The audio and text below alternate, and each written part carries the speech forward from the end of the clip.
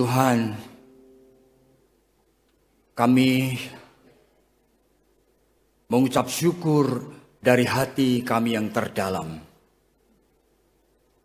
Oleh karena di tengah kehidupan dengan 1001 macam aspek, kami boleh secara khusus menyediakan hati dan pikiran kami kepada kebenaran firman-Mu.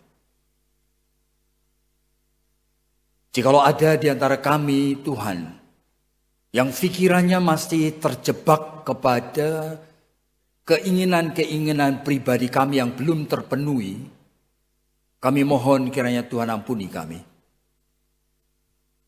Dan kami ingin sekali mempersembahkan seluruh rangkaian ibadat ini hanya untuk Tuhan. Kami menyanyi juga menyanyi untuk Tuhan.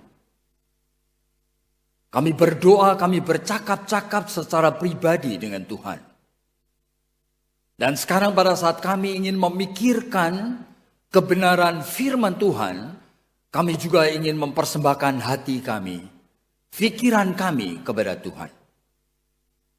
Tuhan tolong, supaya apa yang kami dengar, kami akan responi, kami akan pikirkan, sehingga rencana Tuhan di dalam kehidupan kami tidak terkendala. Dan kami boleh belajar untuk memasuki satu aspek kehidupan yang ternyata Tuhan ingin kami fahami. Tuhan dengarkan doa kami ini. Tolong kami di tengah segala keterbatasan kami ini. Oleh karena hanya di dalam nama Tuhan Yesus Kristus, yang adalah Tuhan dan Juru Selamat kami sudah berdoa. Amin. Jadi saudara tahu hari ini tema yang diberikan kepada kita untuk kita pikirkan bersama, itu adalah peringatan terhadap perzinahan. Mungkin ya kalau tidak salah ini bagian daripada bulan keluarga atau apa mungkin. Ya, sehingga ada tema seperti ini.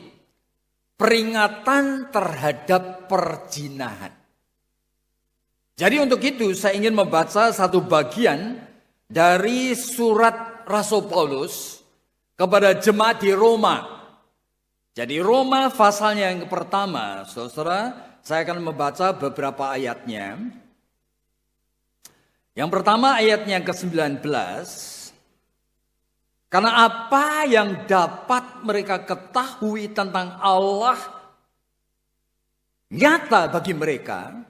Sebab Allah telah menyatakannya kepada mereka. Kemudian loncat kepada ayat yang ke-24. Karena itu Allah menyerahkan mereka kepada keinginan hati mereka akan kecemaran. Sehingga mereka saling mencemarkan tubuh mereka. Sebab mereka menggantikan kebenaran Allah dengan dusta. Dan menyembah makhluk dengan melupakan penciptanya. Yang harus dipuji selama-lamanya. Amin. Karena itu Allah menyerahkan mereka kepada hawa nafsu yang memalukan. Sebab istri-istri mereka menggantikan persetubuhan yang wajar dengan yang tidak wajar. Demikian juga suami-suami meninggalkan persetubuhan yang wajar dengan istri mereka dan menyala-nyala dalam berahi mereka seorang terhadap yang lain sehingga mereka melakukan kemesuman laki-laki dengan laki-laki dan karena itu mereka menerima di dalam mereka balasan yang setimpal untuk kesesatan mereka dan karena mereka tidak merasa perlu untuk mengakui Allah. Maka Allah menyerahkan mereka kepada pikiran-pikiran yang terkutuk Sehingga mereka melakukan apa yang tidak pantas. Saudara, ada ya ayat-ayat seperti ini dari Alkitab yang kita percayai sebagai firman Tuhan. Saudara, pada saat kita itu berpikir mengenai tema ini ya, peringatan terhadap perzinahan. Jadi saudara ingat bahwa sebetulnya memang semua dosa itu perlu diingatkan. Oleh karena biasanya kita lupa atau kita menganggap enteng. Sehingga saudara di dalam Alkitab ini banyak sekali peringatannya. Peringatan untuk memakai mulut, bibir. Nah, ini diucapkan berkali-kali baik dalam Yakobus maupun juga di dalam Matius pasal yang ke-12. Ingat, jangan lupa kata-kata sia-sia yang keluar dari mulutmu itu akan kamu pertanggungjawabkan di kursi pengadilan Allah nanti. Peringatan terhadap pemakaian mata. Nah, ini juga diingatkan lagi. Jangan kamu mempunyai keinginan untuk memuaskan apa yang dilihat oleh matamu. Nah, itu ada di dalam Yohanes ya. 1 Yohanes. Jadi peringatan, baik untuk memakai tangan, memakai apa, semuanya sebetulnya ada secara direktif maupun tidak direktif. Langsung maupun tidak langsung. Nah sekarang mengenai perzinahan. Nah saudara ingat dari 10 hukum, Tuhan mengingatkan hukum yang ke-7 itu jangan berzina. Nah saudara, ini saudara semua tahu sebenarnya. Jadi peringatan jangan berzina. Tetapi realitanya Alkitab ini juga jujur sekali ya. Orang-orang saleh ternyata berzina. Nah seperti misalnya saja Daud. Saudara tahu kan dalam 2 Samuel pasal yang 11. Dia bukan oleh karena terjebak atau tergoda saudara. Dia cari-cari. Iseng. Bayangkan aja. Jadi dalam pikiran kita itu masakan orang yang bergaul dengan Tuhan bisa jatuh kepada dosa perzinahan bukan oleh karena pencobaan gitu ya, tapi oleh karena dia mencari, menginginkan itu. Iya, disebutkan kan pada saat itu dia nganggur, semua orang sedang berperang, tetapi dia itu ada di istana. Dan dia iseng-iseng aja. Dari sotoh rumah melihat perempuan yang lagi mandi di sana. Iya. Dia menginginkan itu. Dia merasa berhak. Saudara bisa membayangkan ya. Dan nanti di dalam keturunan daripada Daud. Salah seorang anaknya yang namanya Amnon. Itu menyukai adiknya dari istri yang berbeda. Tamar itu adik dari Absalom. Saudara. Dengan tipu daya. Pura-pura sakit, nah kan, supaya Tamar itu melayani dia. Kemudian diperkosa, saudara. Setelah diperkosa, muncul kebosanan terhadap Tamar. Bayangkan, jahatnya bukan main ya, diusir adiknya ini. Setelah diperkosa. Ini dalam keluarga orang percaya. Jadi jikalau Alkitab berbicara mengenai peringatan akan perzinahan. Nah saya percaya sekali. Ini bukan hanya peringatan untuk orang-orang yang belum percaya kepada Tuhan Yesus. Tetapi di dalam keluarga Allah. Nah hati-hati. Oleh karena apa? Oleh karena dosa itu setiap saat akan dipakai oleh iblis untuk menjebak kita. Nah sehingga rencana kekal Allah di dalam kehidupan keselamatan ini terhambat. Nah ini menjadi suatu masalah. Jadi di dalam Roma tadi sudah disebutkan mengenai ayat-ayat yang aneh sebetulnya. Tapi mari kita pikirkan secara bertahap ya. Yang pertama dulu.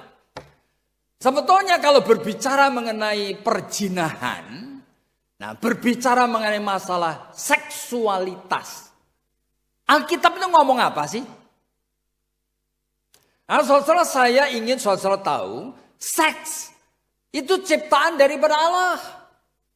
Allah menciptakan manusia sebagai sexual being. Dan anehnya, manusia sebagai makhluk seks ini, di samping ada social being, spiritual being, ya kan? Tetapi juga sexual being. Laki dan perempuan. Anehnya kita mengatakan Allah menciptakan manusia sesuai dengan gambarnya Allah.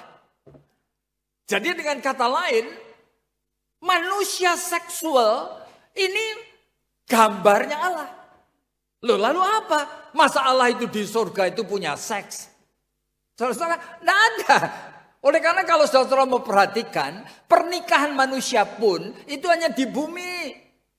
Sehingga saya pernah ingatkan kepada saudara, kalau saya pergi menjumpai orang yang sedang susah, saya biasanya datang itu jam 2 siang. Oleh karena apa? Saya tidak mau ketemu terlalu banyak orang, tidak bisa ngomong dengan yang susah, gitu ya. Tapi pada siang biarnya tidak ada orang lain.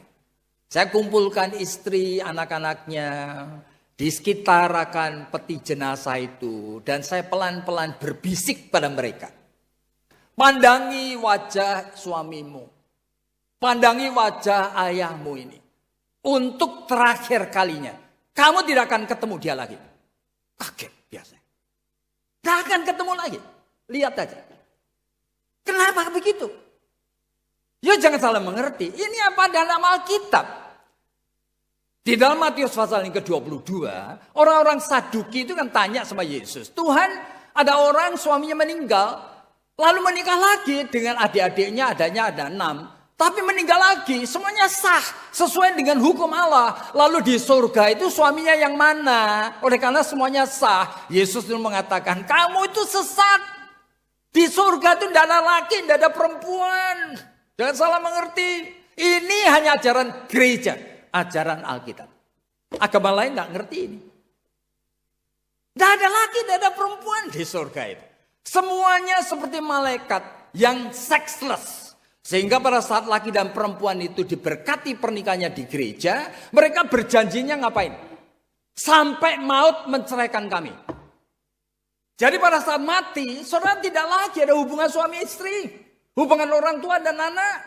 Tapi jangan sedih. Oleh karena apa? Kebahagiaan yang saudara pernah bayangkan di bumi, itu tidak sepersejutanya daripada kebahagiaan surga yang Tuhan sudah sediakan.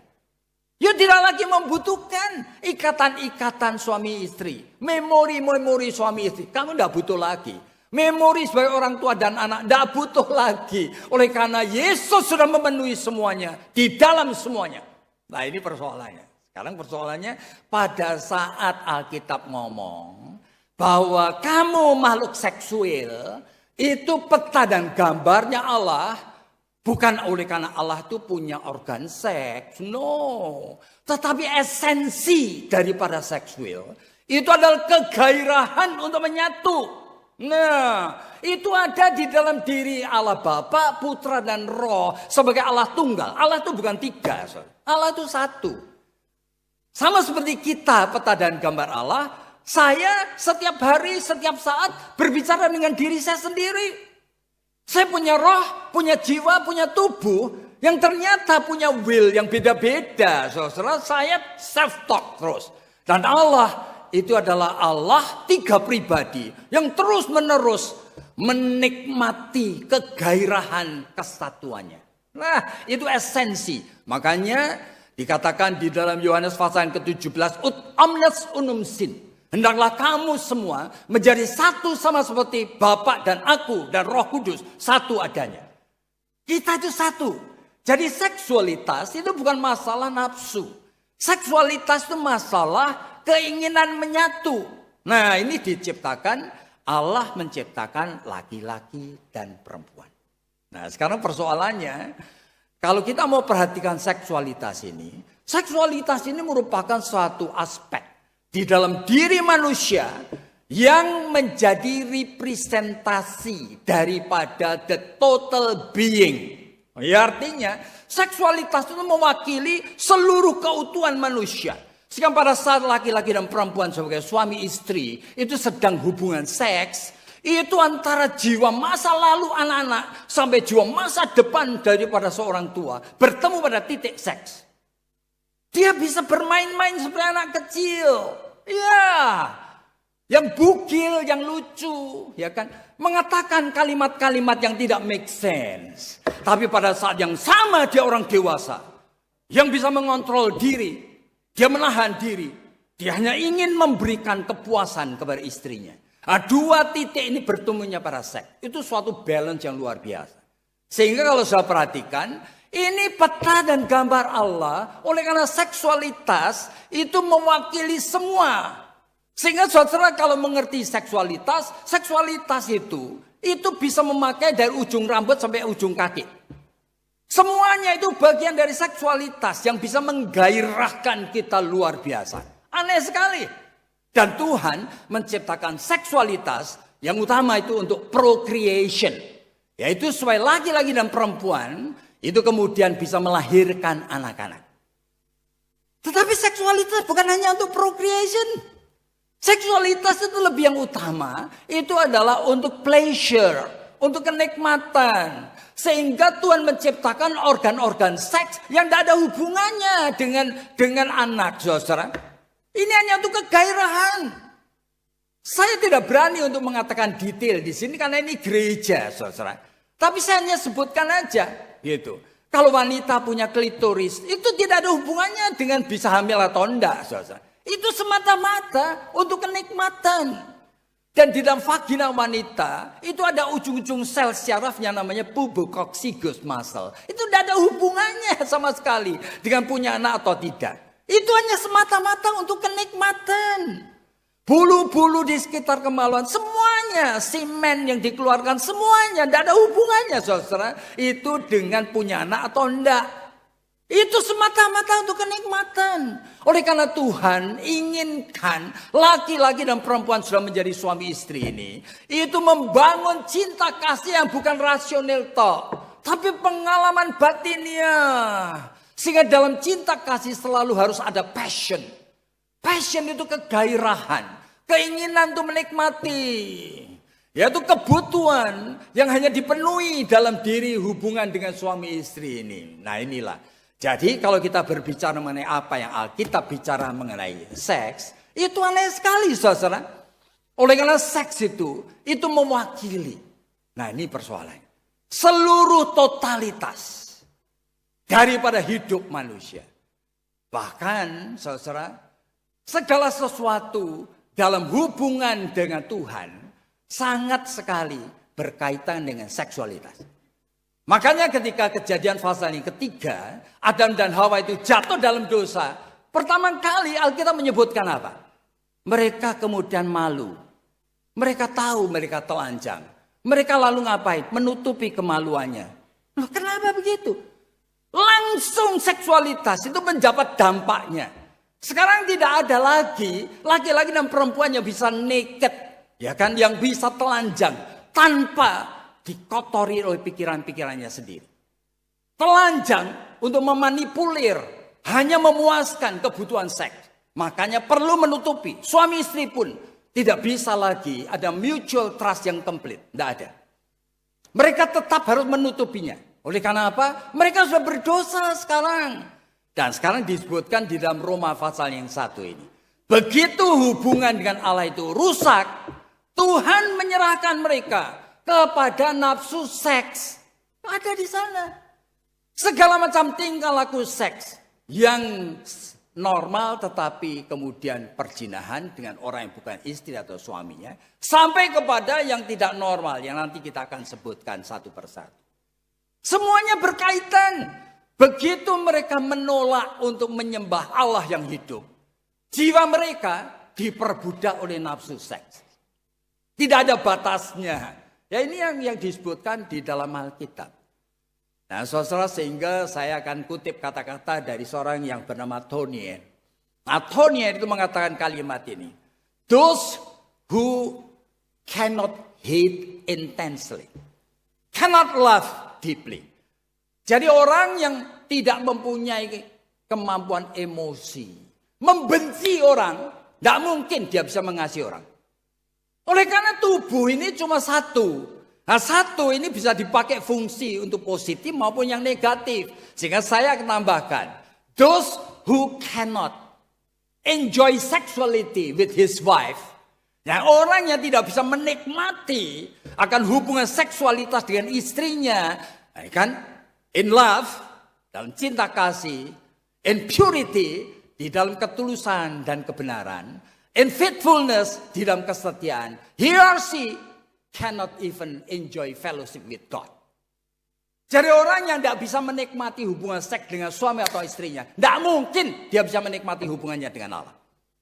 Oleh karena apa? Memakai akan tubuh dan jiwa yang sama. Sehingga jangan saudara itu menipu diri sendiri yang mengatakan gitu loh, saya mencintai Tuhan, tapi sudah lebih dari setahun saya itu tidak pernah hubungan seks sama suami saya. Saya tidak percaya kalau kamu mencintai Tuhan. Oleh karena di dalam tujuan dari seluruh hidup ini, di dalam Mazmur pasal 73 adalah, yang kuinginkan adalah hanya Engkau. Baik di langit, baik pun di bumi. Makanya Westminster Confession of Faith itu mengatakan dengan jelas, tujuan akhir daripada menyembah Tuhan itu apa sih? Untuk apa menyembah Tuhan? Westminster Confession of Faith mengatakan, to know God, supaya kenal Tuhan, and to enjoy fellowship with Him forever. Menikmati Dia. Nah, semua agama di dunia mengajarkan hanya menunjuk. Jalannya ini. Hanya Kristen mengajarkan, kamu bergaul Tuhan secara pribadi.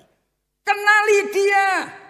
Perasaannya, pikirannya, hatinya, kehendaknya, rencananya. Kenali Dia. Nah, sehingga seksualitas itu yang utama itu adalah picture, gambaran. Jikalau orang tidak bisa enjoy sexual life dengan istrinya, dia juga tidak mungkin bisa enjoy fellowship with God. Oleh karena memakai emosi yang sama, memakai perasaan yang sama, memakai insting yang sama, memakai drive yang sama. Tidak mungkin ada orang cuma mengatakan aku mencintai Tuhan, tapi hubungan seks dengan istri saya tidak nikmat. Impossible. Berarti ada something yang wrong. Oleh karena di dalam Roma pasal 1 itu begitu rupa dijelaskan. Bahwa begitu hubungan dengan Tuhan rusak, hubungan seks rusak, bisa dibalik. Begitu hubungan seks yang rusak, hubungan dengan Tuhan pasti rusak. Oleh karena sudah tidak mempunyai lagi akan faculty di dalam tubuh jiwa saudara untuk bisa dipakai baik untuk menyembah Tuhan maupun untuk membangun kedekatan dengan istri atau suamimu. Itu yang pertama. Jadi apa yang Alkitab katakan mengenai seks. Sekarang yang kedua. Jadi dosa-dosa seksual itu apa sebetulnya? Saudara, jika kita membaca Roma pasal yang pertama, ya kita mulai aware gitu loh. Bahwa ternyata begitu kita itu hubungan dengan Tuhan itu tidak baik. Jadi tahu Tuhan, tidak mengakui Tuhan, Tuhan akan menyerahkan. Yang pertama adalah gejalanya, kamu punya seksual itu menjadi liar. Lalu disebutkan di sana, laki-laki suka sama laki-laki. Perempuan suka sama perempuan. Bahkan kalau mau diteruskan, Alkitab tidak ada di sini.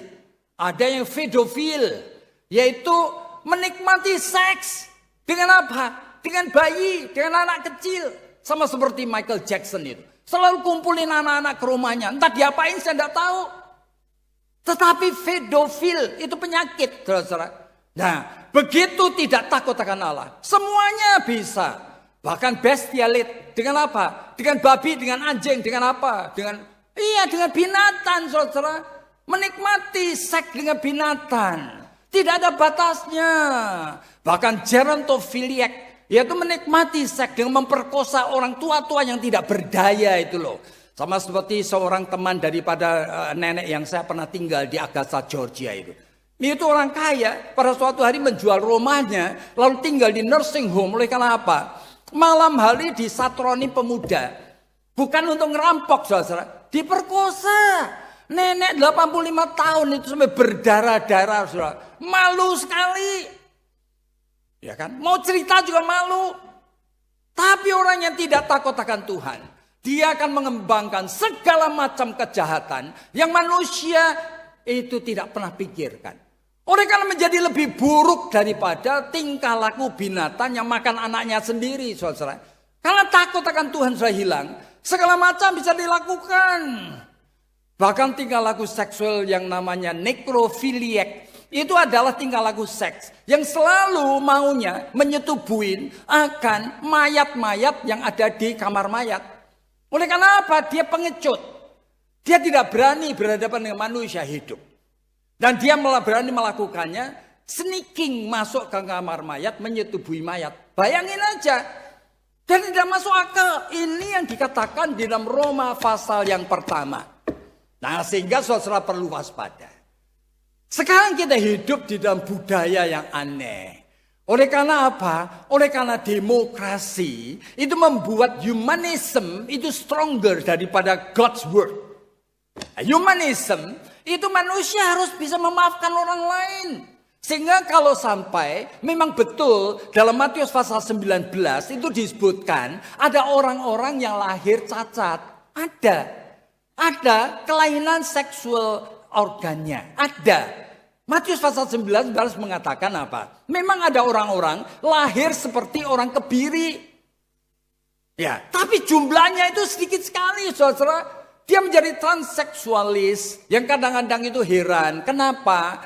Tiba-tiba dia merasa, aku ini laki, tapi terjebak kepada tubuh wanita. Tubuhku kenapa wanita? Padahal aku laki-laki.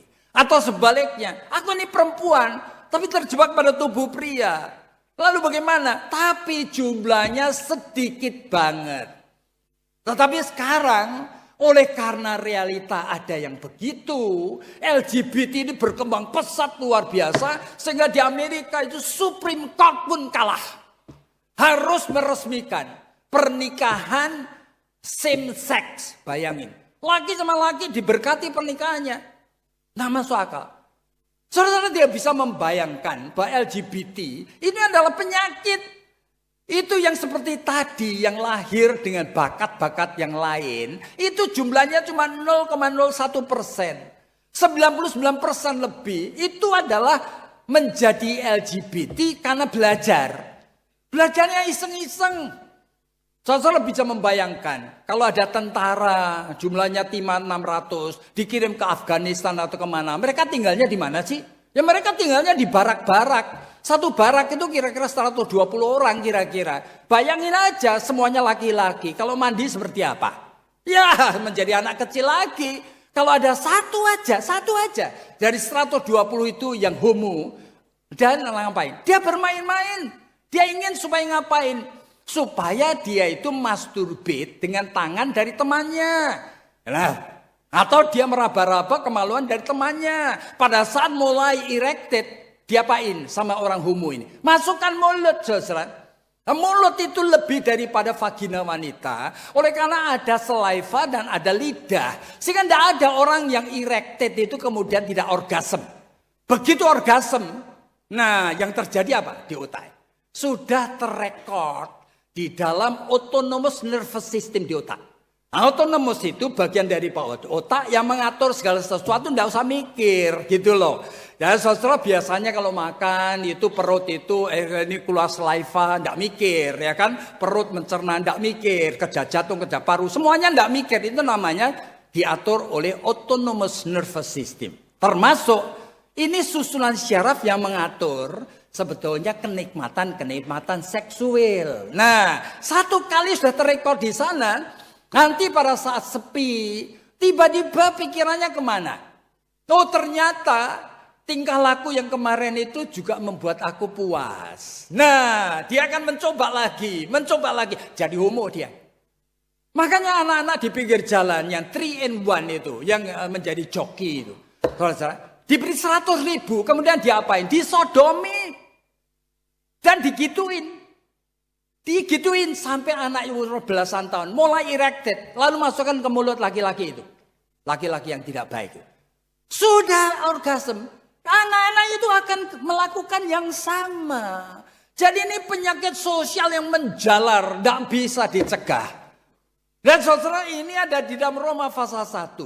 Dan sekarang itu orang seolah-olah berpikir, karena buktinya ada orang yang lahir memang dengan kelainan.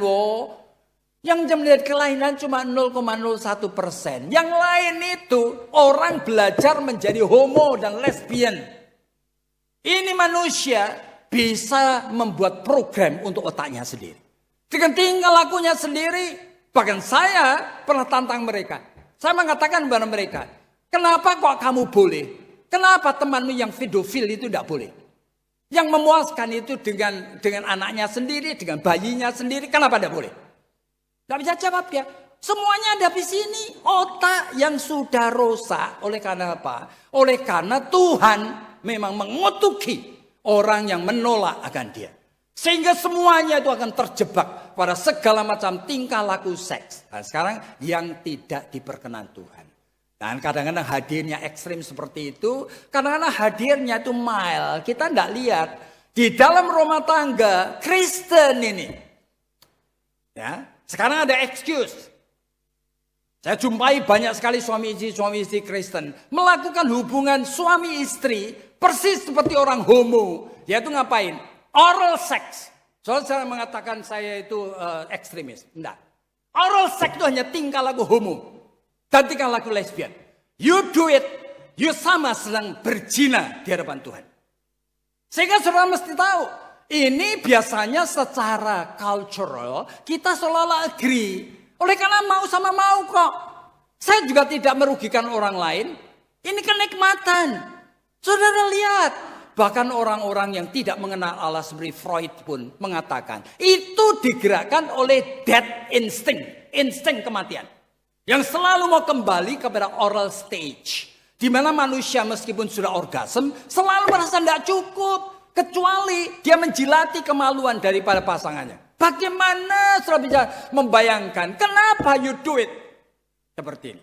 Justru juga dalam keluarga-keluarga Kristen. Sekarang itu oleh karena culturally. Ya kan? Mau sama mau. Realitanya misalnya. Oh saya sudah 55 tahun. Kadang-kadang saya juga ini terjebak oleh karena saya diabetes. Sehingga ngapa? Saya tidak bisa terangsang sama istri saya. Lalu ngapain? Sambil nonton film porno. Yuk boleh. Ibrani pasal 13 mengatakan. Jangan membawa dosa perzinahan masuk di dalam kamar tidur pernikahan. Seolah-olah saudara oke. Oleh karena apa? Dengan itu saudara mulai terangsang sehingga hubungan seks dengan istrimu berjalan lagi. Tapi saudara tidak pernah melibatkan dokter, tidak melibatkan Tuhan. Saudara pakai cara saudara sendiri. Bahkan saya ketemu dengan beberapa orang dari klien saya yang justify. Oleh karena apa? Saya kan laki-laki. Saya kebutuhan saya itu sebetulnya bukan cuma satu istri. Tapi saya itu ada selingkuh dengan si A atau B. Saya tidak mau menceraikan istri saya. Lalu dia ngomong apa? Pak Yakob kan lihat dalam Alkitab. Abraham juga istrinya banyak. Yakob istrinya banyak. Salomo istrinya 1000. Daud istrinya berapa? Lalu kok boleh? Siapa bilang boleh? Nah saudara lihat aja. Itu sudah diingatkan Tuhan di dalam Ulangan pasal 17 ayat 17. Jangan kamu mempunyai istri lebih dari satu. Dan diulangi dalam perjanjian baru. Tidak ada orang yang mempunyai istri lebih dari satu. Boleh. Hanya satu istri. Jadi kehidupan seksualitas itu oleh karena dosa hubungan dengan Tuhan. Semuanya menjadi permissible. Semuanya menjadi acceptable. Dan ini ya Roma pasal 1 itu mengingatkan kepada kita. Orang yang seolah-olah kenal Tuhan tetapi menghina Tuhan. Tuhan akan menyerahkan kepada nafsu yang rendah. Makanya laki sama laki, perempuan sama perempuan dan seterusnya. Tidak ada habis. Dan sekarang yang terakhir. Apa way out-nya? Bagaimana jalan keluarnya? Nah, saudara saya percaya sekali kita itu sebagai anak Tuhan. Dan Tuhan itu memberikan peringatan kepada kita. Ya, terutama yang pertama. Kenapa ada kebutuhan seks yang tidak baik? Kenapa ada keinginan untuk nonton pornografi? Blue film. Kenapa? Saudara Eugene Kennedy Di dalam satu bukunya judulnya adalah Sexual Counseling. Dia cerita semua masalah anak remaja yang mau coba-coba gitu ya. Lihat pornografi, lihat apa, lihat ini, lihat itu. Itu oleh karena apa? Oleh karena lahir dan dibesarkan dalam keluarga yang dysfunctional. Dysfunctional itu artinya menyebabkan kebutuhan anak sejak mulai dari 0, 1, 2 itu tidak terpenuhi. 2, 3 tidak terpenuhi. Ini dari aspek psikososial aja. 0 sampai 2 kebutuhan untuk punya trust, ya kan? Itu munculnya dari keluarga orang tua yang mencintai anak.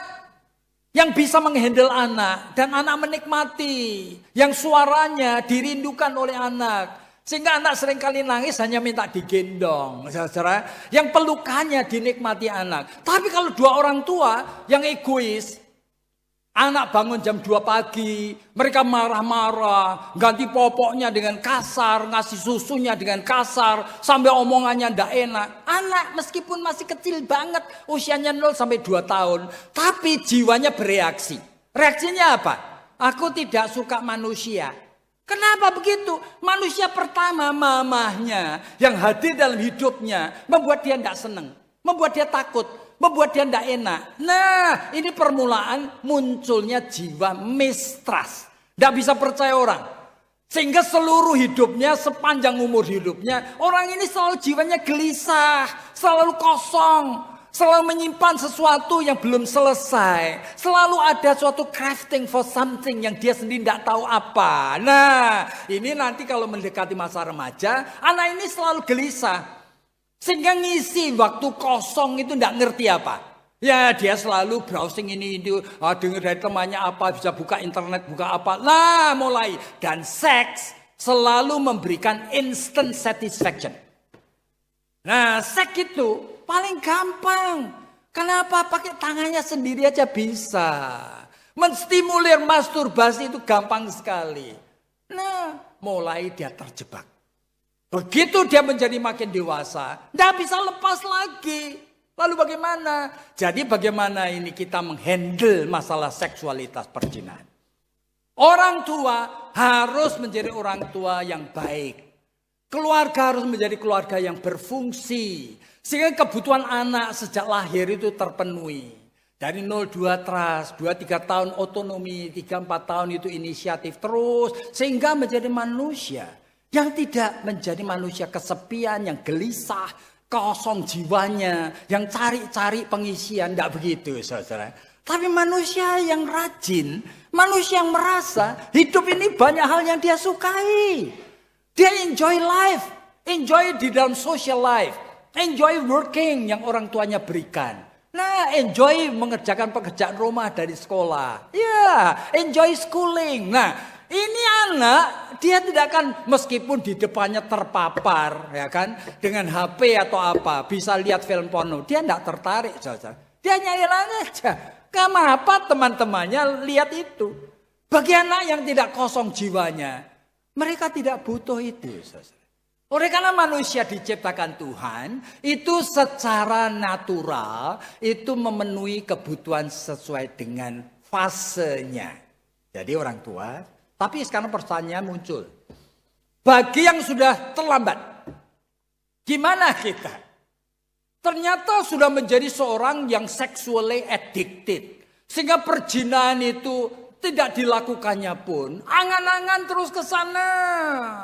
Yang Tuhan nilai itu bukan apa yang dilakukan. Dalam Matius pasal 5 ayat 27 dikatakan, jikalau kamu memandang aja. Blepon, berarti past tetapi continuous tense ya. Jadi sudah lewat tapi diingat-ingat terus. Nah itu, jikalau kamu memandang perempuan yang bukan istrimu dan menginginkan dalam hatimu, kamu sudah berzina. Tuhan tidak menilai perzinahan itu tingkah laku. Tuhan menilai hati. Dan hati itu merupakan penentu apakah roh yang sudah diselamatkan bisa berfungsi apa enggak.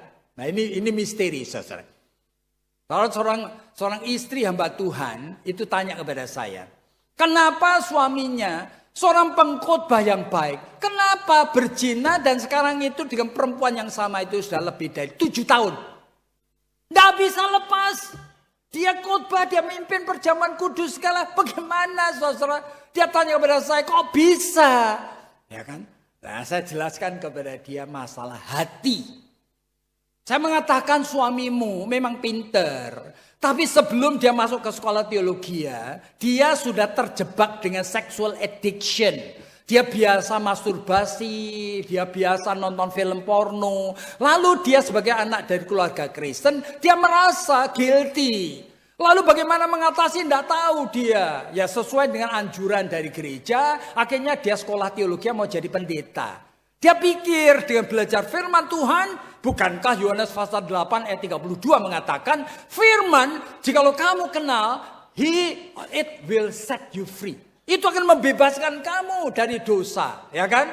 Setelah belajar firman, dia setiap nilai daripada setiap mata pelajaran B minus, E minus, E terus semuanya. Bagus sekali saudara karena dia pinter. Tapi saudara, apa yang terjadi dengan jiwanya? Itu dia tidak selesaikan. Dia membawa addiction. Nah, addiction itu adalah persis seperti kecanduan drugs, itu mempunyai mempunyai dua hukum. Hukum yang pertama itu tolerance. Orang yang addicted itu selalu mau mengulang-ulang apa yang dia nikmati tadi. Makin lama dosisnya makin banyak. Itu namanya tolerance. Tetapi yang kedua withdrawal. Kalau sampai di-cut, tidak boleh lagi, dia gelisah. Tidak bisa tidur, kepala cekot-cekot, keluar keringat dingin. Nah begitu. Jadi meskipun dia sekolah teologi, tiap malam dia masturbasi. Dan dia tidak merasa bersalah, saudara. Oleh karena nilainya bagus. Dan dia tidak kemudian berzina ketahuan, saudara. Tapi that's what he has done. Nah orang ini sampai lulus. Lalu saya katakan kepada dia. Belajar teologi dan Alkitab. Itu cuma memakai cognitive mind. Pikiran yang di sini. Bukan mind of heart.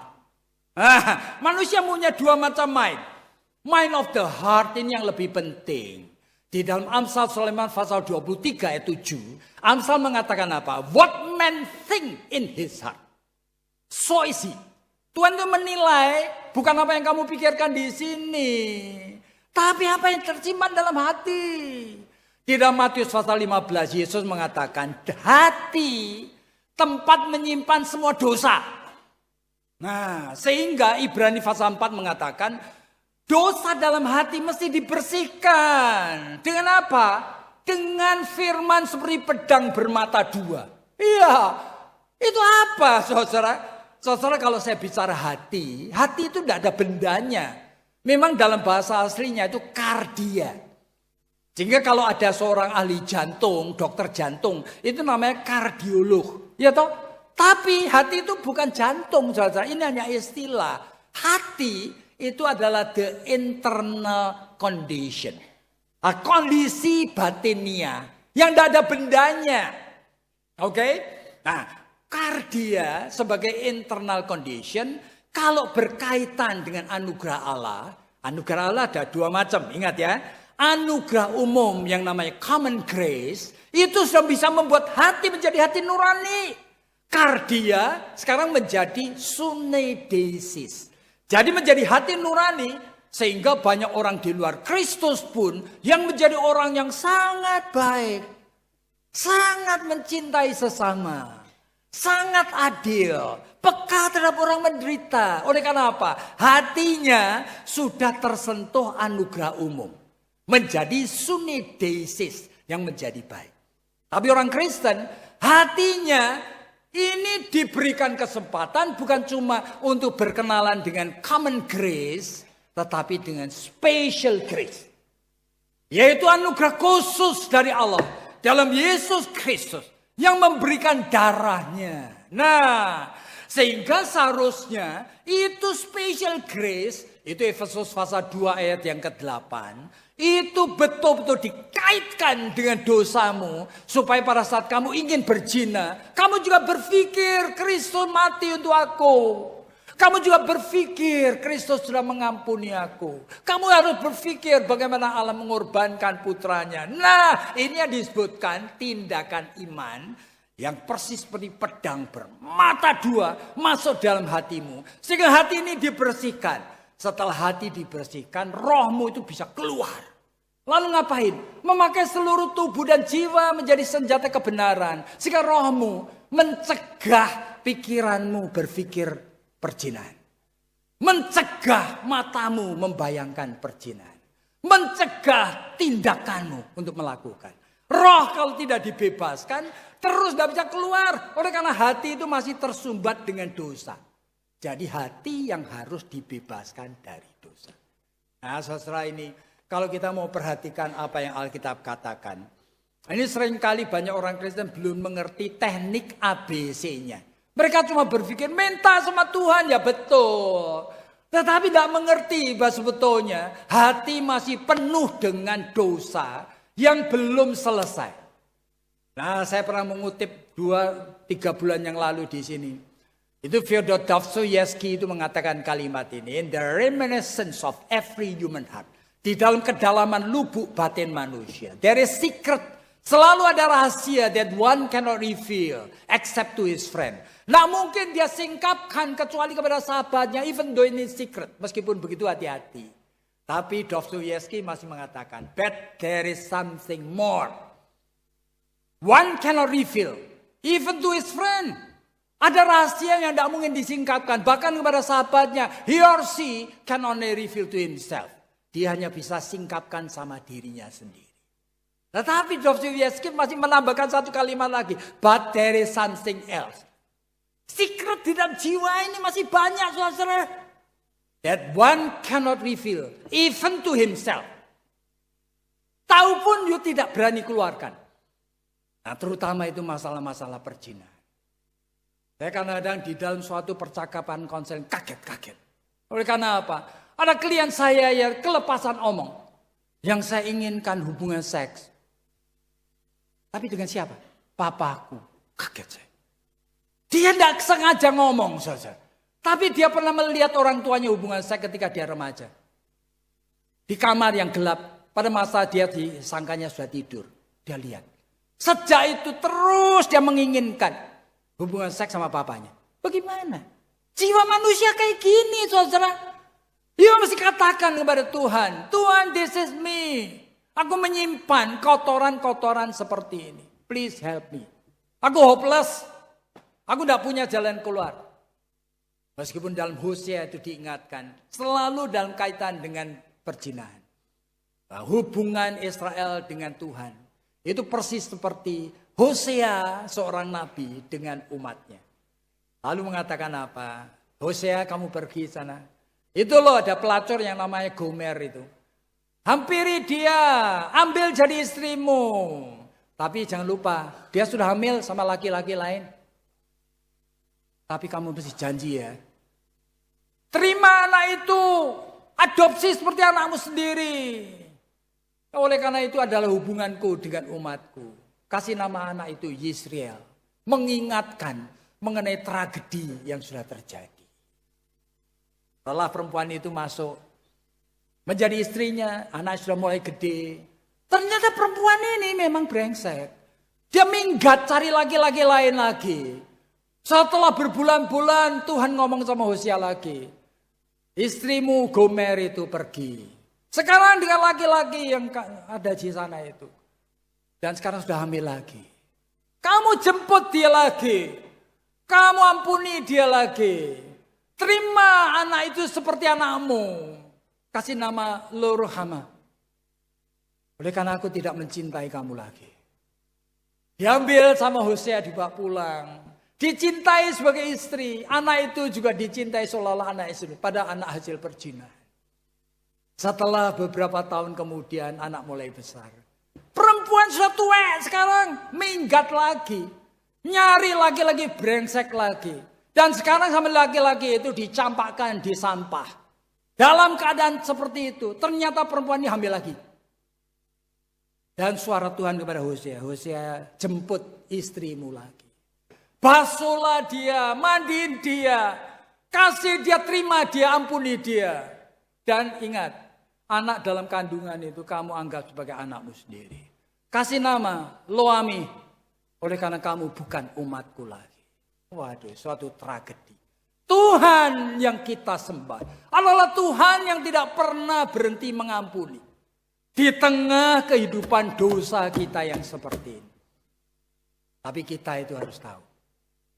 Jangan sampai kita mempermainkan Tuhan. Ya, kita mulai dengan kejujuran mengatakan Tuhan ini aku. Di belakang pintu yang tertutup kelakuannya seperti ini. Tidak ada orang lain kelakuannya seperti ini. Tuhan beri kepadaku rasa takut akan Allah. Bukan cuma takut ketahuan manusia. Supaya aku itu belajar untuk mengasihimu. Jadi saudara tidak ada yang hopeless. Bahkan kalau saudara ada di antara saudara yang pernah menjadi pelacur atau apa. Tidak ada yang hopeless. Semuanya kita sama. Kita adalah orang berdosa di hadapan Tuhan. Dan Yesus mengatakan datanglah yang lemah dan letih lesu. Oleh karena kita tidak mampu menyelesaikan dosa kita. Peringatan akan perzinahan. Hari ini diberikan kepada kita. Bukan sebagai hukuman. Sebagai tangan yang terkedang dari Tuhan yang mengatakan, kembalilah anakku. Marilah kita itu hidup sebagai suami istri, Allah dan umatnya. Dan biarlah gereja ini diberkati Tuhan. Mari kita tunduk kepala dan kita berdoa. Tuhan, kami tahu tidak ada satupun di antara kami yang tidak pernah berzina. Baik di dalam sikap, baik di dalam angan-angan kami. Baik di dalam perbuatan kami. Tuhan, banyak di antara kami persis seperti maling yang tidak atau belum ketangkap. Beda kami dengan orang yang ketangkap. Itu hanya perbedaan kesempatan. Tuhan ampuni kami. Beri supaya kami waspada. Bahwa di dalam natur dosa kami seringkali menolak Engkau. Dan kami tidak mau Tuhan jikalau Engkau membuang kami.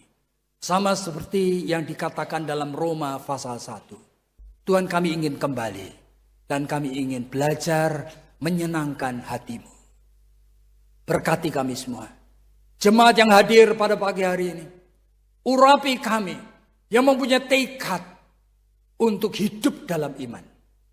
Oleh karena hanya di dalam nama Tuhan Yesus Kristus kami sudah berdoa. Amin.